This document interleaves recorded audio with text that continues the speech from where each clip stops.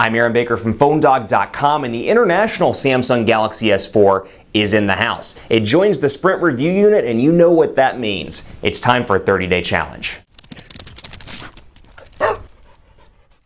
You guessed it, the Samsung Galaxy S4 international version is here, and I'm doing a 30-day challenge to really get a feel of this device in day-to-day use. I was working with the Sprint version prior to the embargo lift, and I still have a Sprint review unit right now. My personal service is on AT&T, so I had to wait for the international version to come in, and this is actually the Black Mist version as well. Specifications are slightly different on top of that. It's got an octa-core processor, it's got two quad-core processors, one operating at 1.6 gigahertz and then one operating at 1.2 gigahertz, and it flips back and forth depending on the processing needed. So it's an incredible device all around. Specs-wise, still has 2 gigabytes of RAM, a 5-inch 1080p HD display, 13 megapixel camera, Android 4.2.2, and more. This one is HSPA Plus enabled, so I'm running my AT&T SIM card in it right now. This is day one, and I want to answer a couple of different things about this device. One, and perhaps first and foremost, I want to get a real in-depth feel of what this thing is like against the HTC One. If you remember, I carried the HTC One as part of a 30-day challenge. I'm going to do the same with the Galaxy S4 and really get the nitty-gritty on the differences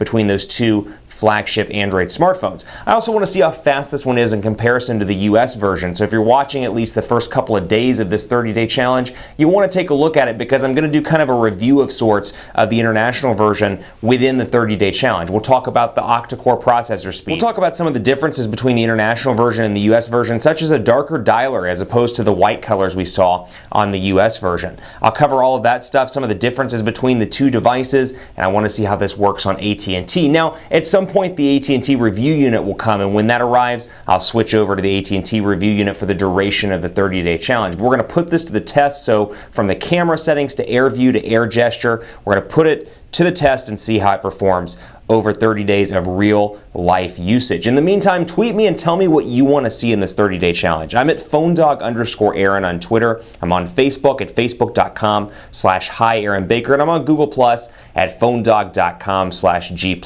Hit me up and let me know if there's a specific feature you want to see on this and during this 30-day challenge, and I'll do my best to cover it in one of the videos. I always want to cover everything you'd like to see, in addition to talking about some of the things that really make this device, or make phones in general, great. Call quality, sound quality, battery life, all the typical stuff you would expect from a 30-day challenge. In the meantime, I'm off to take a look at this device. Hit me up on Twitter, PhoneDog_Aaron. So far, there are a couple of differences. Like I said, the octa-core processor, this is obviously the black version, and I had the white review unit up till now, and this one is an unlocked GSM variant. So I'm running HSPA Plus. Usually it keeps rotating between HSPA and HSPA Plus on AT&T. Same 2,600 milliamp hour battery. So we'll test this battery life with the octa-core processor, and we'll continue as the AT&T unit rolls in, hopefully before the end of the 30-day challenge, with the US battery life. And we'll kind of do a comparison to see which one's best. In the meantime, you can pick this up from Negri Electronics at negrielectronics.com.